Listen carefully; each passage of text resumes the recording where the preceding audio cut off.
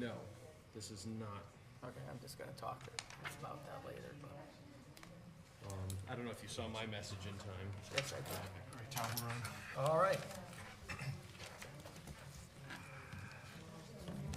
Good evening. I'd like to call the regular Selectmen meeting for Tuesday, January 3rd, 2023 to order. Candace Bouchard. Jonathan Moorhart. Candy Perez. Josh Kelly. Todd Archelashi. Glenn Albanesius. Stephen Sedlak. Linda Grappo. Selectman Bork is excused. Please join me for the Pledge of Allegiance.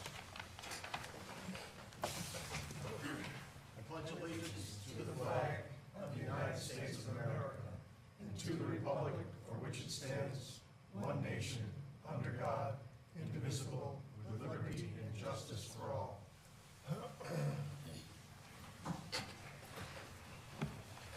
Agenda review. Anyone have any additions to the agenda? Removals? Seeing none, can I have an approval of minutes for our regular Board of Selectmen's meeting on December 19th? So moved. Thank you, Jonathan. Is there a second? Oh, second. Thank you, Candy. Any discussion? Seeing no discussion, all in favor? One abstention. 501. Minutes are approved. Citizens' comments. The Board of Selectmen welcomes public comments. Speakers will be limited to 3 minutes or less and may speak only once this round. Please give your name. Anyone like to speak? Jerry?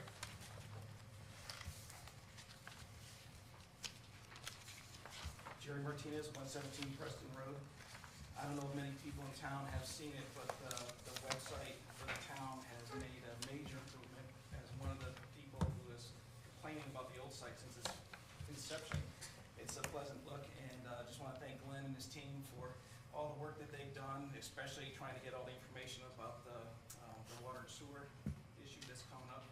It's much more easy to read, easier to find things, so well done, and hope to see more information out there. So thank you, Glenn, and your team. Okay. Or whoever. Yeah, I'm assuming it's, that wasn't me. oh, okay, All team effort. great. Good Thank work, you. and a lot of good information out there, and easy to find, so thank you. Thanks. Thank you, Jerry.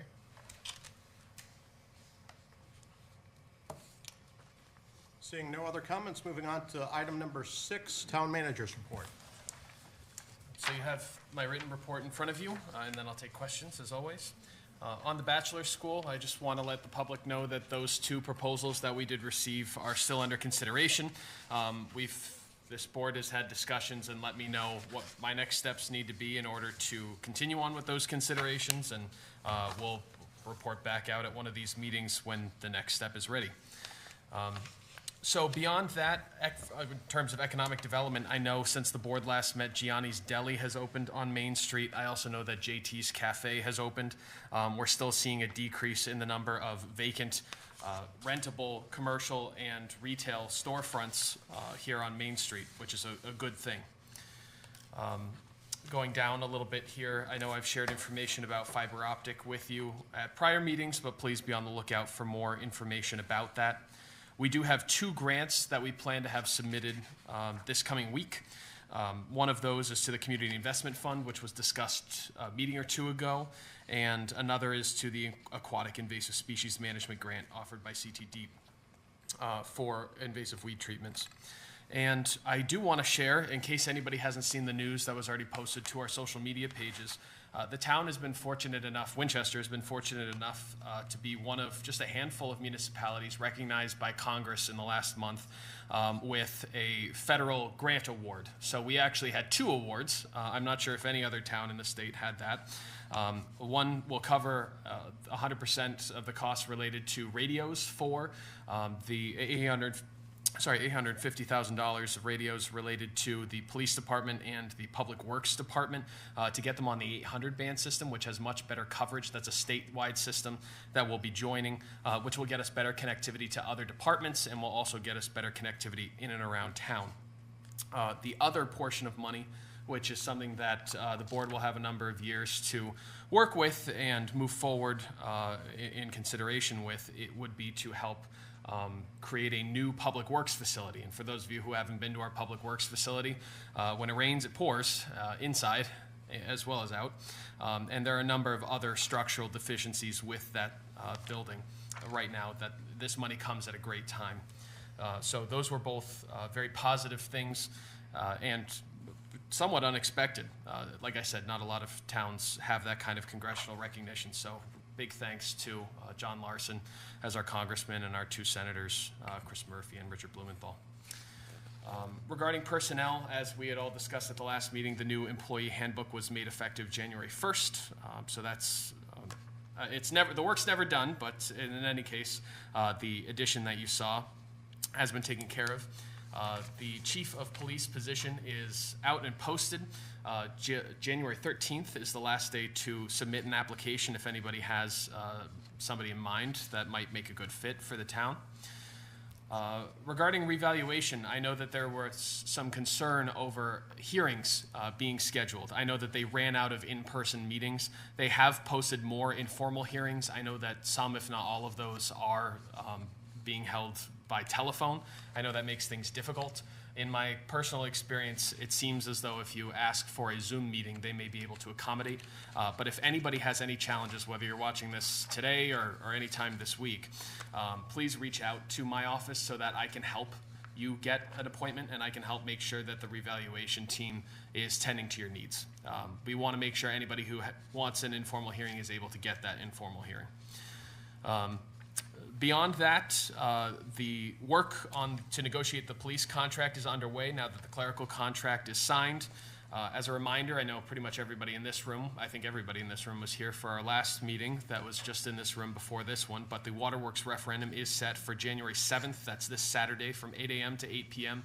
at Pearson School at 2 Wetmore Avenue. And as was noted, yes, we do have our new website launched. We are continuing to make adjustments and improvements. Actually, Glenn and I had just met about some further improvements that we'll be working to make towards to the town clerk page in an effort to continue to make information more easily available.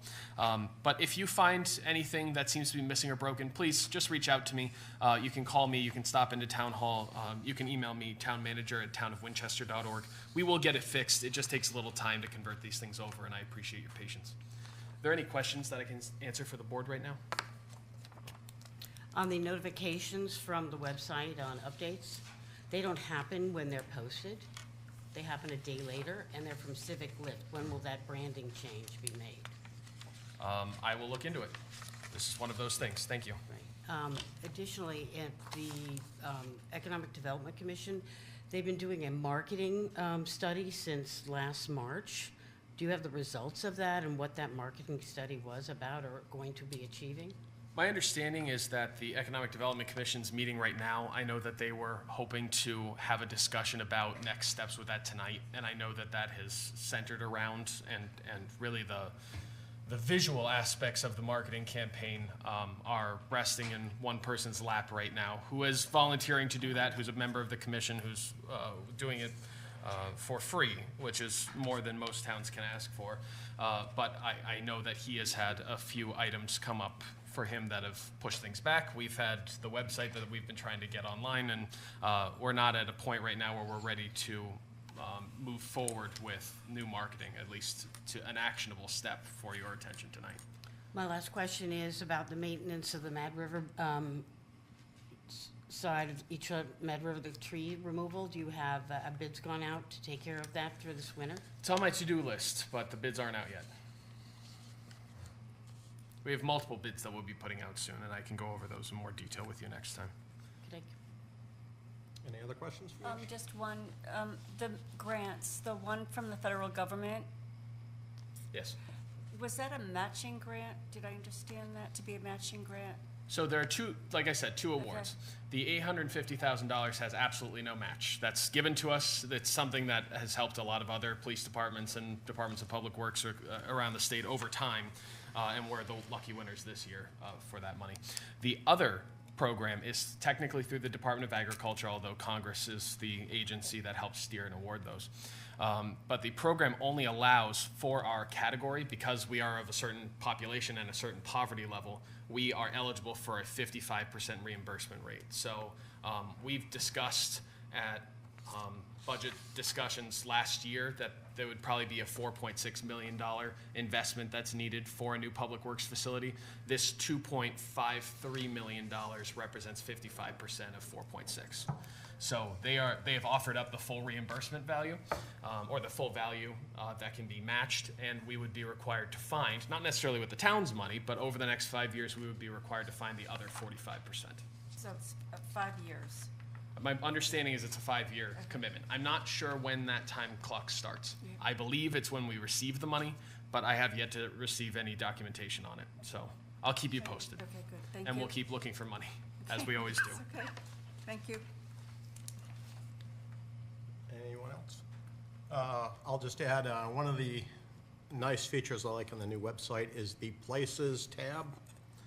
It's an opportunity for the local businesses to put their location in a map with a pin on the town website. It's broken into several categories. I believe there's restaurants, there's retail and shopping.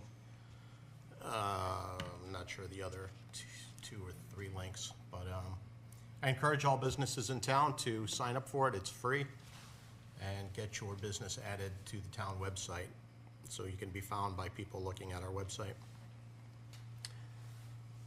Seeing no more questions for Josh, moving on to correspondence. Does anyone have anything? Moving on to number 8, boards and commissions. Steve? Thank you, Todd. We've been dealing for the last couple of meetings with a couple of applications for volunteer positions. We have an unusual situation in that we have an alternate position open on the Board of Assessment Appeals, and we have 2 volunteers. And so I'm not sure how you would want to handle this. It's a little different than what we usually do in terms of having 1 volunteer and 1 open position. Let's go ahead with we'll take them one at a time. If that's what you'd like to Yep. do. We'll do this by motion, though.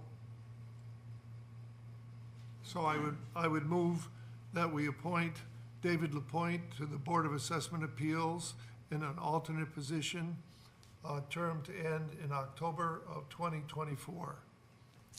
Thank you. I'll second it to open discussion. What do we have for discussion? So just, I believe the rest of the board received letters of support and recommendation from Mr. Lapointe. Over the weekend, I received mine on Saturday. Does the board have? Okay. We have several letters from different years, and I will give them to Glenn to mention in the minutes. An issue I have with Mr. Lapointe, based on his application, is a possible conflict of interest existing. He is a member for 20 years of the Winchester Taxpayers Association, and I believe that would be in conflict, a conflict of interest with being on the Board of Assessment Appeals. Whether it's real or perceived, I do believe that it exists, and I have heard that a couple of different places. So I do want that to be in the record, that I believe that a possible conflict of interest exists. Yes, David? Mr. Mayor, the Taxpayers Association. Excuse me, point of No, order. order. Point of order that we have never done this I've been before. recognized by the chairman. And I'm talking to the mayor to point out an order from this Board of Selectmen that we have not done this before, and I object to allowing him to speak. Okay, the objection is noted. And So- I think there's other people that object as well. I agree. Okay. The objection from Selectwoman Perez and Selectwoman Bouchard is noted. Further discussion by the board. I'm in agreement with you, Todd, that I do feel there's a conflict of interest, and And that's my concern, that I want someone in that position who's very neutral, in the best interest of the resident and the town. Any further discussion? No further discussion. All in favor? One opposed? And one abstain. The appointment fails. Moving on to appointment number 2. I would move that we appoint Allison Pierce as a member of the Board of Assessment Appeals in an alternate position, term to expire in October of 2024. I'll second that. Any discussion? Yeah, I'd also like to note her qualifications that we have in our packet that we received. She has numerous qualifications for this position. Thank you, Candace. Any further discussion? Seeing no further discussion, all in favor? 6-0, unanimous. The appointment passes. Moving on to appointment number 3. Okay, we have, I would move that we appoint Adam Quagliaroli to the Planning and Zoning Commission as an alternate member, term to expire October of 2025. I second. Thank you, Candace. Discussion. We also have paperwork from him as well. All in favor? 6-0.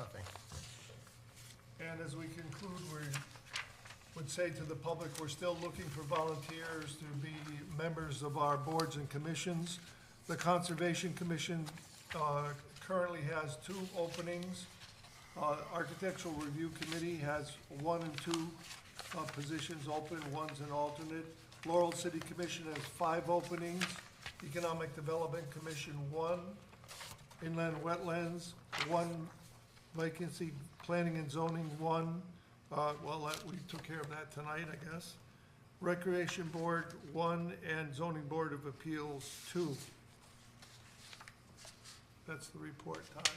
Thanks, Steve. Moving on to item number 9, unfinished business. We have no unfinished business. No. Item number 10, new business. Discussion on the October 1st, 2022 reevaluation process. Andy? Thank you. I asked for this to be put on the agenda so that we could have a little bit more discussion about what is happening in the revaluation. I know that the one thing I'd like Josh to do at some point in time is to give us a report as to why the reval was 6 weeks late in coming out. I also know that because it was 6 weeks late, that the window, as we talked about the last meeting, the window for our appeal process was short and over the vacation, over Christmas holidays and New Year's holidays. The other thing that happened with that is it's now backing everybody up against a January 31st deadline to have the assessments in. So these meetings, these informal meetings that we want to have with the revaluation company, all the in-person dates were all gobbled up. Like I have a phone one, so if I have to do it, I have to do it by phone now, whereas other people have been able to go in person. So I'm pretty concerned about the process that we had for that. I was also concerned, and it was talked about at the last meeting, that we all got our letters, but we didn't have any explanations until later, with it. And I've talked with Josh about this, and the board talked about it a little bit last week. So the website has some information on there that's been put on, and so the information came forward for that in terms of when once these informal appeals are over with, then if you want to appeal again, you go to the Board of Assessment Appeals, and you have to have that done by, February 17th? You have to have that's when they start, so you have to get your paperwork in for that. And then after that, if you didn't like it, then you would have to, probably go to court with it. But I think it's important that the public knows these things. And I also think it's important that the public knows some of the other details and the information within the revaluation itself. Because the revaluation itself, as I've looked at it, because this is my 20th year here, so I've watched a numerous number of these revaluations. So this year is a full reval, meaning they go to your houses, right? So they all go to your houses, they look at everything. 5 years ago, it was a statistical revaluation, and they did the 5-year statistical revaluation because when things went out 10 years, it got people into big trouble because the numbers moved so much. And the statistical one, they didn't really go out to all of your houses, they just took market rates and looked at things and adjusted things. So the last time they were out at our houses was in 2012. So since 2012 to 2022, there may be things that have been done to properties, or there may not have been. Things may be the same or things may be different. But that's like the nuts and bolts of the reevaluation. So when you look at all the things that happen, reevaluations, because we live in a capitalistic society, right? We live in a capitalistic society that's based on market rates. It's based on what's been happening out in the market over the past 5 years. 5 years, but it's also, they look at the value on October 1st of 2022. So if you look at sales, whether it was here or whether you go to other towns, we know that the sales everywhere and the market value of houses up until maybe 6 months ago was moving up, right? We know that other towns are up 30-something% as well as ours. We're up 30-something%. So in 2012, a lot of things dropped because it was right after the 2008-2009 Great Recession. In 2017, the numbers came up a little bit, but not very much at all to make a statistical difference in the mill rate. So now we have this full evaluation that we have now in 2022 that took into account the rise in values of homes from investors that bought our multifamily houses, the people that moved out of the cities that bought our houses up in the more rural areas. Our lake went up, both Highland Lake and Park Pond and the other places that have direct waterfront went up astronomically due to the fact that people wanted to move to these places and they were coming out of the big cities to do so. And all of that has contributed to now we have a big, huge increase in value. And the interesting thing is in 2012, everybody was upset their house values dropped because your house value, the worth of it. And now we have these huge astronomical increases in some cases, but not all cases. So when I look at the data, because I go through and I pick out things, and again, because of my experience being here, all properties in all sections of towns have increased. The condos, it looks like they've increased by $25,000 to $30,000. But remember, in 2017, they all dropped by $25,000, $35,000. There's a bunch of things in town that they've increased in the neighborhood, 60 to 100,000. And if you go into other neighborhoods, it's 50 to 200,000. And if you go into the direct waterfronts and other larger tracts of land in the rural areas, you're up $250,000 to $800,000 of value increase.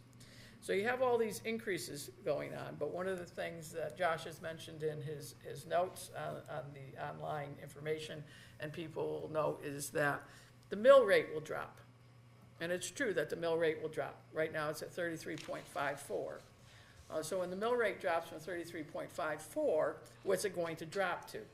So we've been trying to get to this ballpark number, and the reason we want a ballpark number is so I think the ballpark number alleviates a lot of people's anxiety about what's going to happen.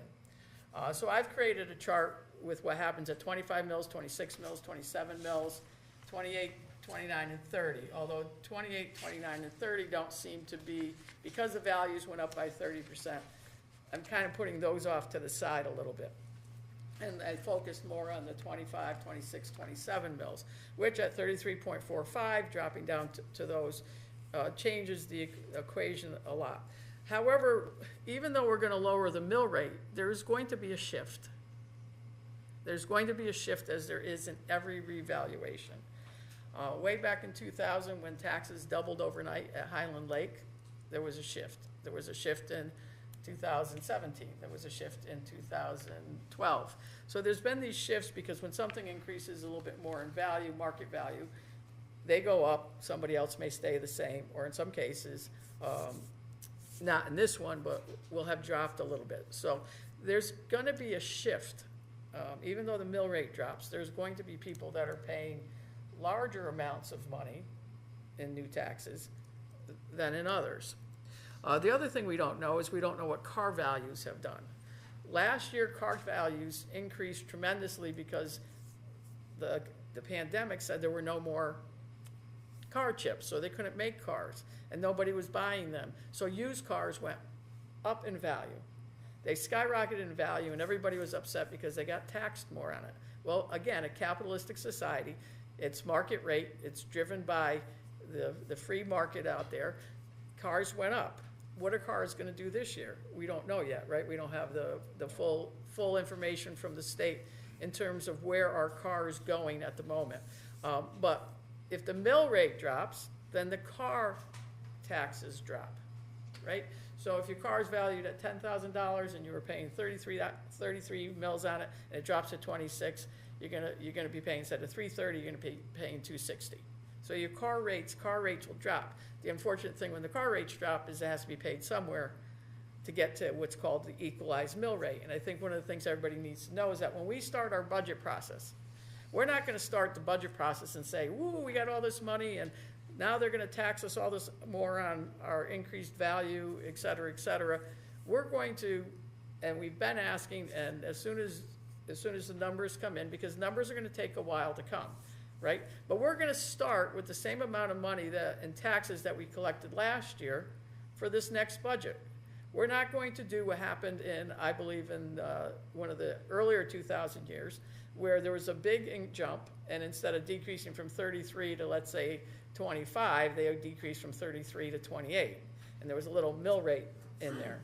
But we want to make sure that we collect the same amount of taxes before we even start talking about the budget.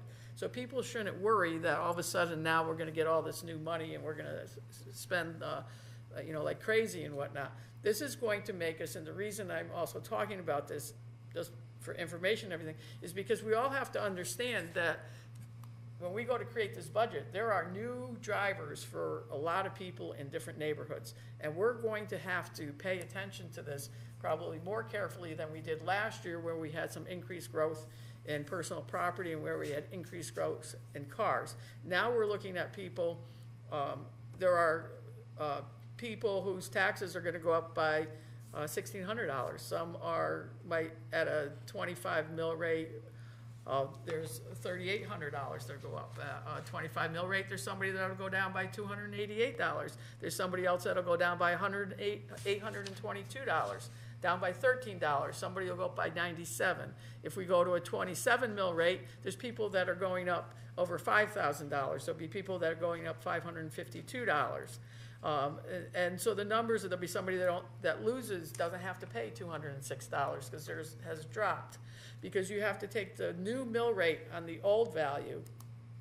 So on your old value, instead of paying 33, you're now gonna pay, let's say, 26. You have to start with that calculation and then add the new value in and then multiply that by the new mill rate. So personal property, which are mostly the businesses, we're probably gonna have some increases that will help us with the budget process, but we don't know what they all are yet, so we have to work on that, with that. And so I just wanted to make sure that we have concrete examples of what's going to happen here with these mill rates, because you can multiply your own. So if you do multiply your own, do it with 25, 26, and 27 mills, so that you're not, and don't just multiply the new amount of money that you have by 26, 27 mills. You have to first take your old value and multiply it by the 33.54 mills and figure out what you paid in taxes then, and then take that whole amount and multiply it by the 25 or the 26 or the 27, and then you'll get the new number, and then you can compare the two. What you paid this January you're paying, for the year, and what the new value will be. Because when you get the lower rate on your older value, you'll have numbers come down for you. But there are going to be, for the board, there are going to be significant pockets of people that are going to have significant increases, even if the budget stays flat at zero mill rate increase. Let's say we equalize the mill rate to where it's supposed to be based on the amount of taxes, which was $25,070,000-ish something dollars last year in terms of the taxes that we had come in. So once you equalize it, that's where we start. But we need to be really conscious about all that. And so I just wanted to bring that up. I know we can't give an exact number now because of all of the things that will happen. We need personal property, we need cars, We need the people to appeal their rates at their houses, and get those, how they shift over time. And once all those things come in, probably later on, you've projected what, March, beginning of March? Yeah, the last thing to come in will be the assessment appeals, because that's going to occur between February and March. Right. Absolute final number in April, but we'll have a pretty good estimate in March. Right, so, because, again, as I started, I wanted to make sure we get this information out to people, because it is nerve-wracking for people to see the increases that we have. And, you know, like I said, it's all in different places, and I would encourage people to talk and make the informal meetings, and to take Josh up on making the municipal evaluation company give you a hearing, because we started late. We need to have people have their opportunities to do that, even though a deadline is facing us. We really need to have that happen, and I know Josh is making those things happen. I did try to go on the website and find a in-person one, but when you said there were gonna be more, but there aren't. But just in general, so if people wanna do that, and you can build if you use Excel, you can build your calculator in there and do it, which is what I've done to look at different spots and areas throughout town to figure it out. So, And if I might add, don't hesitate to reach out too, for any of you here in the audience or anybody watching online later. If you have questions, if you aren't quite sure how to calculate that mill rate, if you have questions about finding information on the website, we're here every day, every workday here in Town Hall to help you. So if there's anything that we can do, whether it's help you get an appointment, to help you understand your numbers and what it's going to do to your pocketbook, just reach out. Stop in. You could actually put a formula up on the website. yeah, calculator. Yes. I believe that's actually already somewhere in our budget pages, but I'll double check and relocate it over to our Well, it would have to assessments be for a right little now. bit clearer, like they'd have to put in these two values and then the formula for it. Right. Because normally it's just, we just use it off of the end result, you know, so I think you have to help them calculate both. Yeah, have some inputs, some real inputs into the website. We can make that happen. Right, but again, we don't know what the mill rate will be, but you could use you could calculate, what 25 is, 26 is, what 27 is, and look and see what it is, and then, as things move along, I just want you also to know that we will equalize that mill rate. We're not gonna just let it, come through with anything a little bit, with an extra little increase in there, like may have happened way back when in my experience. But right now, we want to make sure that everybody is comfortable and understands that. And then, as far as the market rate goes, look at what people paid for your neighbor's house, And that's what's driving all this, is what has been paid, what somebody has bought your neighbor's house for. And, it's hard, because, just from personal experience, we've been at the lake since the 1960s. My father had the property. He tells me he paid $200 a year in taxes, way back when. So, so when he shifts way up, then, so we know what happens. Thank you. Any other discussion from the board? I encourage everyone out there to look at their assessments, their new ones, and make sure they're accurate. People aren't perfect, and they do make some mistakes. They could say you have a finished basement when you don't. You could have no porch. They say you have a porch or a deck. So make sure you look at them and contact Josh's office if you have any issues in getting an appointment. That's an excellent point. Moving on to item 11, citizens' comments. The Board of Selectmen welcomes public comments. Speakers will be limited to 3 minutes or less and may speak once. Please give your name and address. Who would like to speak? Come on up. Yes. Is this microphone on? Yes. You can sit and speak into that microphone so the TV can hear you. Yep. Well, good evening. Thanks for you all being here. My name is Deborah Jablonski. I live at 181 Wallens Hill Road. I am here mainly for the appraisal, the new assessment, and Candy, you presented a phenomenal presentation tonight. Truly, I appreciated it. what I'm taking away from this now is, are we accepting these appraisals, these property values? Are we accepting these numbers on everybody's houses? From the 2021 to, or was it 2020 October to 2021 October? That's the window they used to do the figures on, the sales, correct? So it was actually October 1st, 2021 to October 1st, Correct. 2022, right? Correct. Yep, And I know that that's what they used. right. So Now, we all know we were in a pandemic at that point in time, correct? And we know the prices of homes were heavily inflated. And I know this for a fact, because I'm a real estate agent. But I'm here as a citizen of this town. I've been here for over 30 years. My value went up. No one came to my home.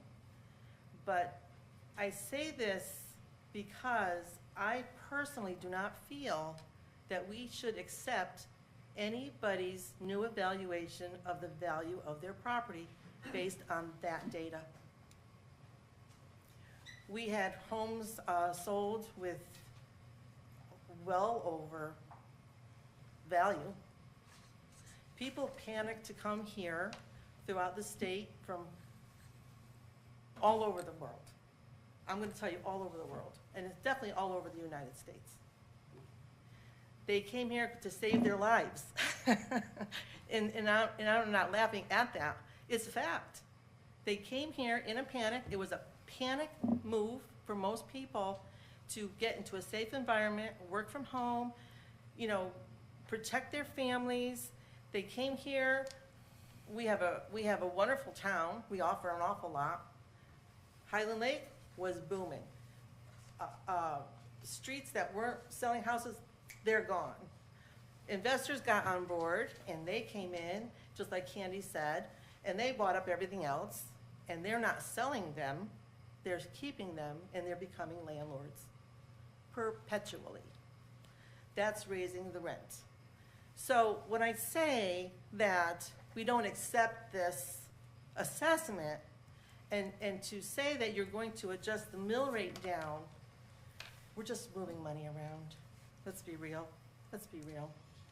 When have we ever had a 20-something% mill rate in this town? When?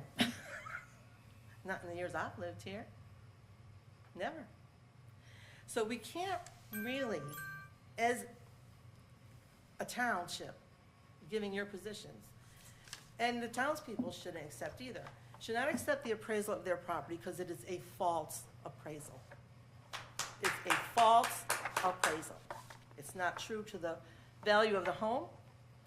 It's not true to anything, because you wouldn't get a mortgage for a property that is above asking price. A bank will not give you that money.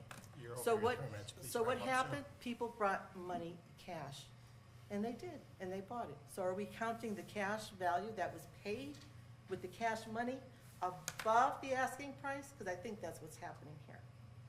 So me as a tax person, I'm not going to accept my appraisal because it's false. It's based on false data.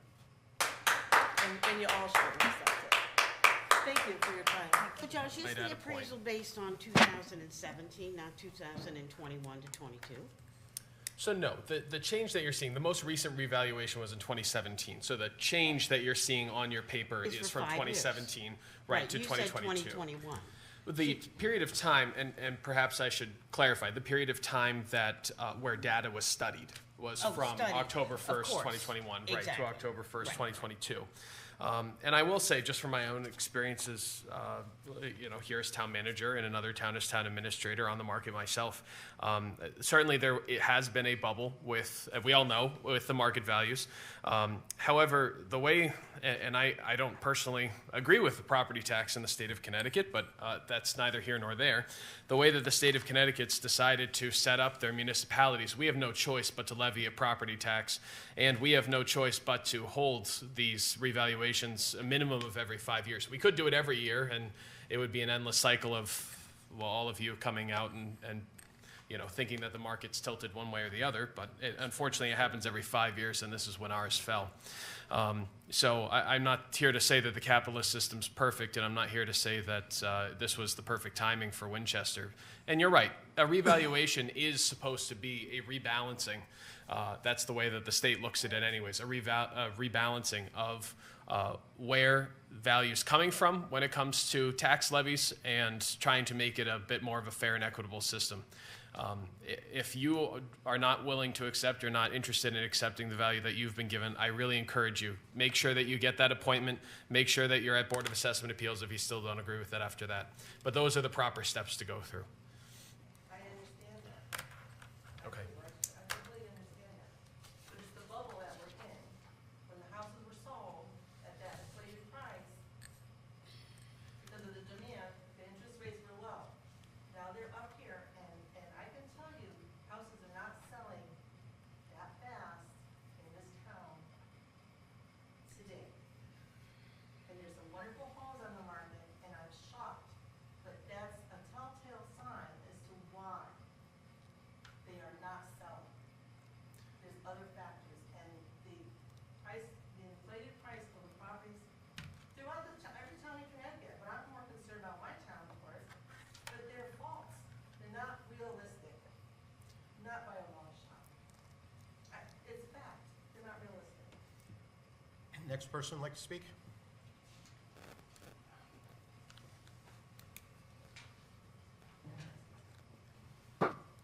David Lapointe, 11 Hillside Avenue, Winston, Connecticut. First of all, I'd like to say thank you for putting my name forward, Stephen. This is, I believe, the second or third time that I put my name forward for a board or commission. Not this year, but in previous years. And at least it went forward this time, because in the other times it was circular filed and never even brought up. So I commend you for bringing it forward, even though you didn't vote for me, but that's okay. I forgive you. I really believe that statements were made by both the mayor and Selectman Candace Beauchard, which are not true. Number one, I want to say, first of all, my best subject when I went to college at American University and at Mitchell College was ethics. I got an A-. So as far as being ethical and being a taxpayer advocate, I think that's commendable, and I think it's appropriate. That's what we all should be, every selectman, regardless of political party. Second, for the record, Samuel Demonstrani, who was vice president of the Taxpayers Association, served 2 terms on the Board of Assessment Appeals. And he wasn't too liked by people in this town, and he was loved by a lot of people in the town. But that's okay. He did it, and he did his job appropriately, and he was successful. Like John Grappo was on the board, and he did a good job, like Walt St. Ange, who was very opinionated like me, and he told you how he stood. By the way, I voted for you every time you ran for selectman. I've lost faith in you, Mr. Archulowski. Also, I voted for you every time you ran for selectman, Candace Beauchard. But I will not now vote for either one of you. And thank you, Jonathan, for voting for me. You're a man of your word, and I commend you because obviously you were outnumbered. And hopefully come November in 2023, you will have a majority that will lead this town with the good town manager, and we will lead it appropriately, and God willingly, God will bless the town. Thank you. Anyone else like to speak? Seeing no more comments, moving on to item number 12, Selectmen's comments and reports. Yeah, I'd like to, let's see, where will I start? There's 2 things I want to bring up. One, I'd like to invite the superintendents to our next board meeting. The reason I'd like to do that is because I think it's important that we have a dialogue with them, not necessarily what they're looking for, but what we're facing. I think it's important that we don't get into any, buddy being able to say there were any misunderstandings about anything from the past. I'd like to think that we need to talk to them about the revaluation and how it will affect pockets of people. I think we need to talk about the sewer rates. I think we need to talk about the, where the electrical impact is on people. And I think we need to really make sure they understand, not so much where what they're looking for, because we'll know that soon enough, but they're both crafting their budgets right now. In the next couple of weeks, there's going to be a bunch of their meetings where they start determining their budget requests, just as Josh is doing on this side. And so if you all think that's a good idea, I think we should have that conversation about what the one taxpayer can pay. Because, I have been going around talking about that for a little bit now. Because every school, there's 2 school systems and 1 town side, so there's 3 people, 3 entities that are asking for money, but there's 1 taxpayer that pays it. So we need to be careful with what happens. And the second thing is, where she brought up in the back, I did mean to talk about this too at the same time, and I don't know if it's just happening in big cities, and I really wasn't aware that there was an opportunity to do this. But there are some of the other like the Waterbury, I saw it, New Haven, I saw it somewhere else, where they're considering a phase-in of the property values. And I'm not sure exactly how that all works. I'm not sure like what percentage goes in by year. It doesn't change the fact that what the values are on October 1st. I don't know if we have, by state statute, the right to reject it. Because, a year ago, I had asked about maybe we should postpone the reval, and the decision was to not postpone it, is to go forward, because we knew that this adjustment would happen. So the question becomes, is a phase-in appropriate, or will a lower mill rate is gonna help the people with the cars? People that rent and own cars may find some benefits to the significant, what we hope is a significant drop in the mill rate. But these other towns are doing these, the phase-ins, and I don't know if that's allowed by statute, not allowed, if it's something that we would even want to look at. I can tell you that, again, there are people that will have a slight decrease if the mill rate drops to 26, 27, or even below that. So those are the 2 things I wanted to add. Oh, the third thing I should tell you all is lights for Walker Field, the replacement lights for the recreation field. It's out to bid right now, and the bids will be back on January 16th. And I think I told you we did that so that Josh would have a good idea, and we would know how much of the ARPA funds to use for that. Other selectmen's comments? John? It was never my intention to vote for a conflict of interest. I just thought that continuing my work of making both sides happy had to continue, and I didn't mean to vote for anything wrong. I just thought that it would have been a way to, make the Republicans happy, along with my work to work with the board. That's my comment. Thank you. And I'll just finish up here. Earlier tonight, we had the town public hearing for the water and sewer bonding package, which will be Saturday. Make sure everyone, if you're available to vote, 8 to 8 at Pearson School. There were some interesting and thoughtful comments made by many residents, and one of the ones from the captain was, the town needs to tighten its belt and think long and hard when spending, both this year, for the rest of this year, and next year. And that's something that Josh and I have talked about. So right now, I'm directing the town manager to reset the first selectman's salary for the rest of this year. So from now through the end of my term in October 31st, to set the salary at 0. It's a small step, but, we can't ask people to make sacrifices in their departments if you're not willing to make your own sacrifices. So Josh, if you can take care of that. And Take mine too if you want. that's not what I'm looking for, but if you're interested, Well, you I may. I normally give it away anyway, so. As most of us on the board do, through our different But there activities is through the year. something that I tried to not take it one year, and there was somehow we couldn't do that. Just, Set it for assent if necessary. Any other comments? All right, Steve, Move we adjourn. is there a second? Seconded. Thank you, Jonathan, all in favor? Unanimous? Thank you. See you in 2 weeks.